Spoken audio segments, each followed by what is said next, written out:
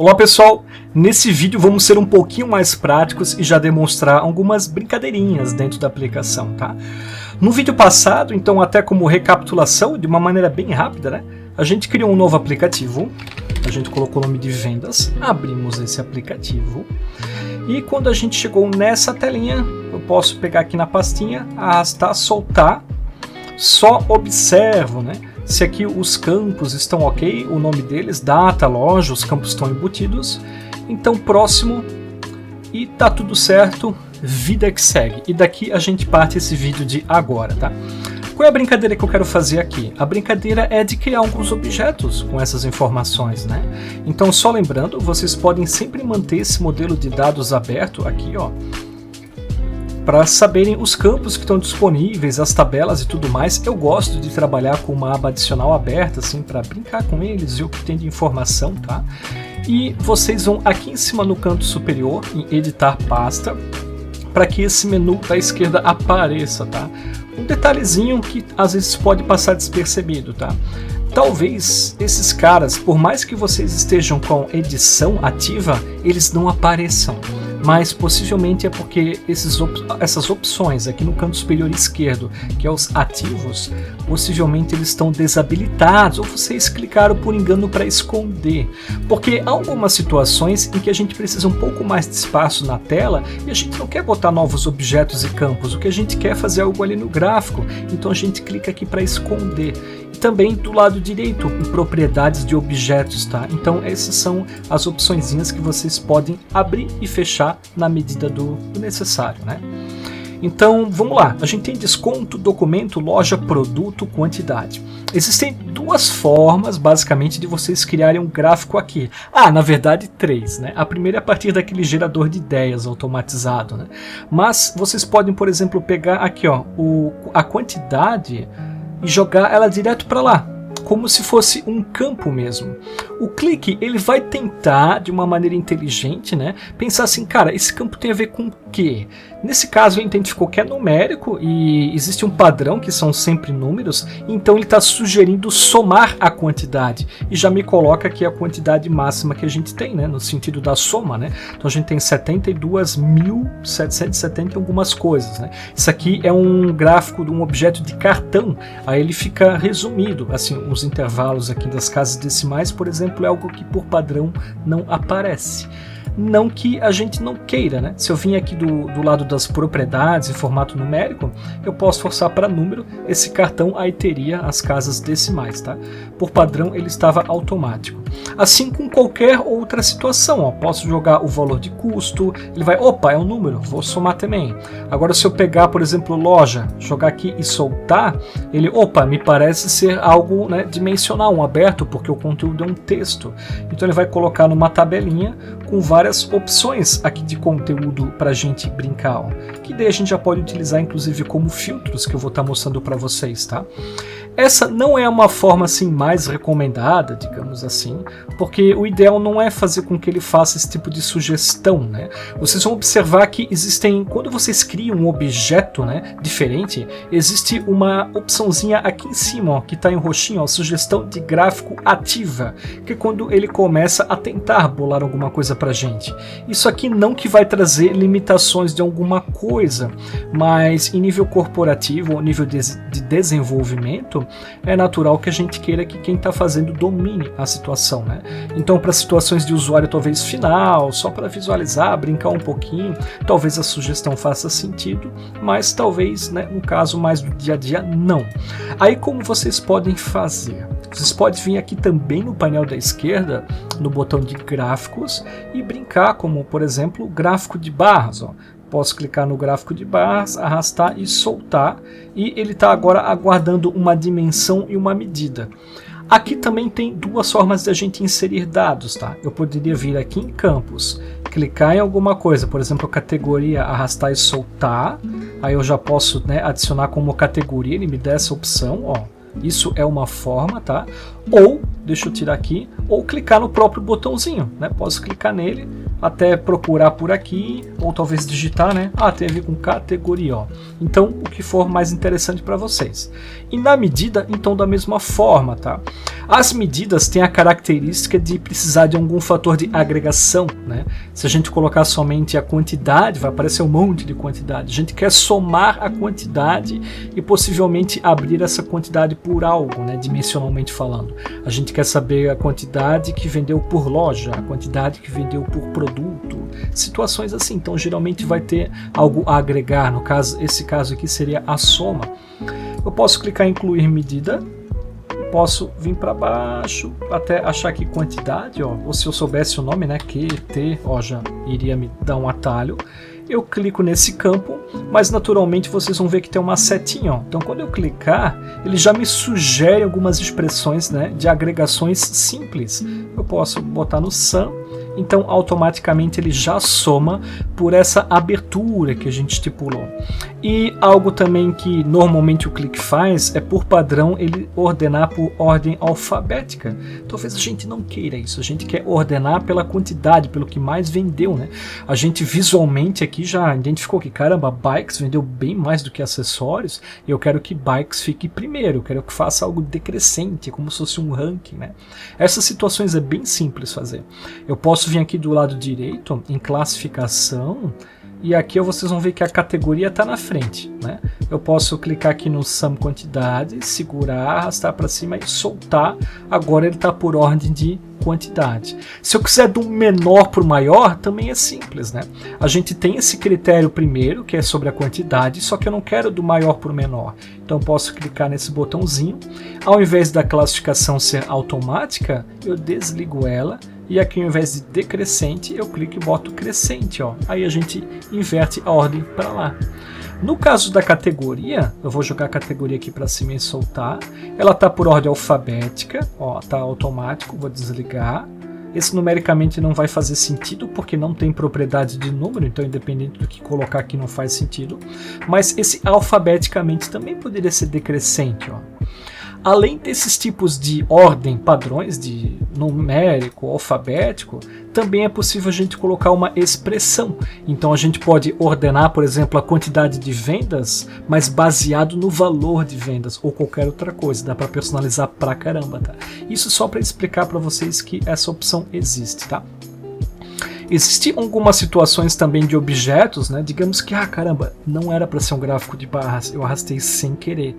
É muito simples a gente alterar o tipo de objeto. Eu posso voltar aqui para o botãozinho do gráficos, pegar, por exemplo, esse gráfico de pizza, arrasto e solto bem em cima do nosso objeto. Quando eu soltar o mouse, ele pergunta se eu quero substituir ou converter. A diferença é que, se eu substituir, ele vai apagar todos os objetos de dimensões e métricas que eu coloquei e começar um objeto do zero. Ele substitui o espaço que está aqui disponível para esse objeto estar alocado, que é esse cantinho inferior direito. Quando a gente utiliza a opção converter, ele vai trocar de barras para gráfico de pizza e vai herdar as dimensões, expressões, né, as métricas que a gente tinha colocado lá. Nesse caso a gente quer converter, então eu vou clicar aqui em converter, ó, ele já me trouxe um gráfico de pizza. E talvez esse gráfico de pizza, não tá tão legal, quero deixar ele um pouquinho mais bonito. Existem várias opções de apresentação que a gente pode alterar, tá? Por exemplo, aqui em aparência, em apresentação, ao invés de pizza, eu quero um de rosca. Aí, para muitos casos, fica mais agradável a leitura, né? Existe a questão aqui da legenda, né? Poxa, talvez eu não precise ter legenda aqui do lado direito, já que o próprio objeto já está me colocando os nomes, aí fica algo redundante, quero dar uma limpada. Então a gente vem aqui em cores e legendas, aqui onde está mostrar a legenda, a gente tira. Né? Ou talvez deixe, mas eu não quero na direita que ocupa muito espaço. Então eu tiro do automático e coloco, por exemplo, superior, coloco inferior. Existem vários detalhezinhos de personalização do objeto que no decorrer dos vídeos eu vou estar demonstrando para vocês. A ideia aqui é demonstrar coisas simples e aos poucos a gente fazer essa evolução juntos, tá? Existem outros objetos muito comuns que a gente utiliza, que é exemplo do gráfico de linhas, para a gente observar tendências, né? Se aquilo está subindo, descendo, está ficando bom, está ficando ruim, ao longo do tempo, no que se refere a quantidade também. Vamos continuar brincando com ela. Eu posso pegar o gráfico de linhas, arrasto para lá, e quando eu estiver brincando com ele, eu acho que esse espaço aqui está menor. Eu quero aumentar um pouquinho, tá? Eu poderia reorganizar meus objetos, ó, vou clicando e vou arrastando, mas também, talvez assim, para demonstrar esse espaço está legal, mas para eu desenvolver eu gostaria de ver de uma forma mais ampliada, melhor. Então posso utilizar esse botãozinho aqui que é para estar simulando como tivesse a gente com os dois dedinhos, né, no celular ou no tablet. A gente clica ele permanece em modo de edição, mas agora com tela cheia, né, com muito mais visibilidade. Na linha, a gente pode brincar com a data, por exemplo, ou talvez até assim, ó. Vocês já perceberam que na coluna, né, no campo do Excel, a gente tinha um único campo que era data. A gente não tinha uma coluna específica do ano da data, o mês da data. Tudo isso o clique já fez automaticamente, tá? Então posso pegar, por exemplo, o mês da data, e aqui na altura da linha, a gente vai no QT, que é a quantidade, e soma. Então agora a gente tem a soma por meses, ó. Ó que legal.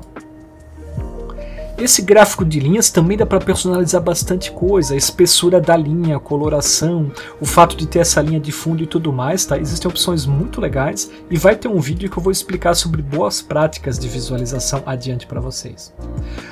A gente também poderia fazer, vamos brincar, com gráfico de dispersão, né? Mas eu não quero criar nessa pasta. Para mim essa pasta aqui, eu quero esses insights dessa forma mesmo. Ó.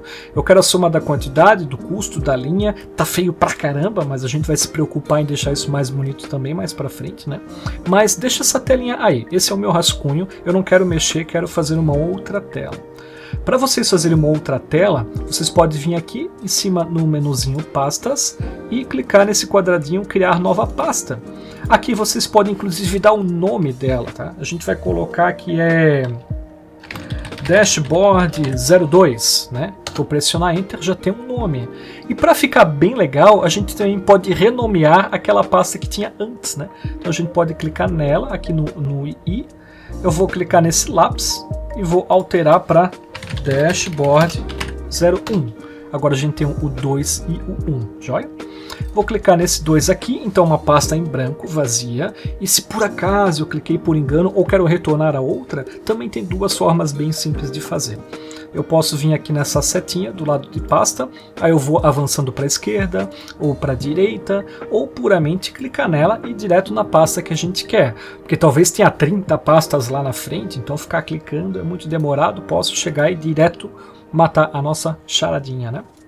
Se a gente observasse, por exemplo, isso em relação a vendedores, ou talvez em relação a lojas, a gente saberia as lojas que mais vendem e ver se existe alguma coisa que, né, alguma mensagem em relação a custo e quantidade que possa justificar esse desempenho dela. A gente pode brincar, por exemplo, assim, ó. Ao invés de produto, eu pegar essa loja, arrastar para o objeto, soltar, aí eu vou substituir produto. Não quero mais ver produto agora, quero ver por loja, né? E vamos ver se as lojas estão assim meio que juntinhas. E nossa, eu posso ver que online disparado é uma loja assim com uma performance muito maior, né, no que se refere à soma da quantidade de vendas e está lidando automaticamente com um valor de custo maior também. A gente pode pegar com zoom, aí eu vou utilizar a rodinha do mouse para começar a aproximar e eu observo que pelo gráfico de dispersão as lojas meio que têm o mesmo comportamento. Ó.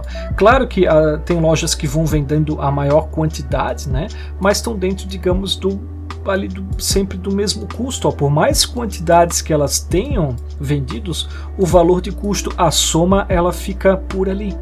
Então será que esse retal meio, por mais quantidades que vende, mas também porque está vendendo produtos mais baratos? Pode ser que sim. Então esse tipo de análise pela dispersão são situações que vocês podem ver, tá? Ou talvez assim, cara, peraí, vamos pegar essa galera que é entre 500 e 700 quantidades. Vocês podem clicar com o mouse em qualquer parte aqui do objeto, tá? Vocês podem selecionar essa galerinha aqui por baixo, ó, e verificar somente essa faixa, ó. Aí soltando já serve como um filtro e vocês vão analisar somente essas bolinhas, somente essas lojas, né? Outra coisa legal é que às vezes a gente quer pegar uma bolinha que está em cima e outra embaixo, mas se eu pegar por aqui, ó, caramba, eu peguei por exemplo esse Rapid Bikes sem querer junto aqui com os seios, não é bem isso que eu quero fazer, né? Então a gente pode fazer de outra forma. Quando eu clicar aqui na área, eu tenho essa ferramenta de laço. Aí eu posso pegar e fazer assim, ó, eu só quero essa galera aqui para fazer algum tipo de análise. E uma vez que ela está selecionada e eu quero confirmar o que eu selecionei, eu vou aqui em cima no canto direito, no confirmar a seleção e tá lá. E assim a gente vai podendo navegar entre os objetos aqui de gráficos que a gente faz. Outras situações de navegações que também pode acontecer com vocês é, por exemplo, ai caramba, eu selecionei errado. Como é que eu faço para voltar, né? Existem essas setinhas aqui para a esquerda, aqui no menu, né, no cantinho aqui esquerdo superior. Vocês podem clicar na setinha, ele volta uma etapa de seleção. E agora que eu voltei, naturalmente tem aquela de antes, né, que estava lá na frente. Então eu posso avançar, posso voltar, sem que eu tenha que filtrar tudo de novo, só por algum engano ou algo que a gente fez de uma forma, né, às vezes acidentalmente, né, uma forma acidental. Talvez exista também a necessidade de excluir tudo, né? E toda essa seleção aqui eu quero apagar, quero deixar do zero. Vocês podem utilizar esse quadradinho aqui, ó. Mas para explicar isso, vamos fazer o seguinte, ó. Eu vou manter essas lojas selecionadas, eu vou lá na pastinha e vou voltar para o meu dashboard 1. E vocês vão observar que, opa, peraí, esses números estão diferentes de antes. Vocês estão descobrindo que todas as abas são interligadas, todas as pastinhas. Então, na medida que a gente vai selecionando coisas lá no Dashboard 2, o Dashboard 1 também é impactado. E o histórico de seleção também impacta nele. Então, voltando, avançando e tudo mais, ó, esse é um dos comportamentos padrões que o Qlik tem de fábrica. Tá?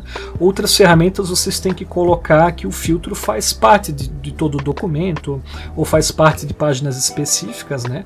Para o Qlik, de uma forma natural, tudo que se clica ele já impacta, né, em tudo, dessa forma aqui. E se essas lojas estiverem selecionadas, a gente pode também ampliar esse objeto e pensar assim, caramba, mas só quero ver de acessórios, aí eu cliquei em cima, de bikes. Selecionamos os dois, confirmo a seleção, posso retornar aqui no X, já tem esse filtro, até posso voltar lá no dashboard e agora não quero mais saber das lojas, eu quero saber só das categorias que eu selecionei por causa das lojas, digamos. Nesse menu aqui em cima, que são os filtros de vocês, ó, vocês podem clicar aqui no X da loja e retirar o gráfico de loja fora, agora somente das duas categorias disponíveis da qual a gente selecionou. Mas quais categorias são? A gente pode consultar aqui nos filtros e observar que, opa, as funções escolhidas são acessórios e bikes, porque elas estão nesse verdinho mais bonito da Qlik, né? As opções que a gente tem além dessas alternativas seriam clothing e components, mas esses detalhes a respeito de cores e um pouquinho mais detalhes a respeito de navegação da aplicação, eu vou explicar para vocês de uma forma muito legal e específica no próximo vídeo. Vejo vocês. Valeu!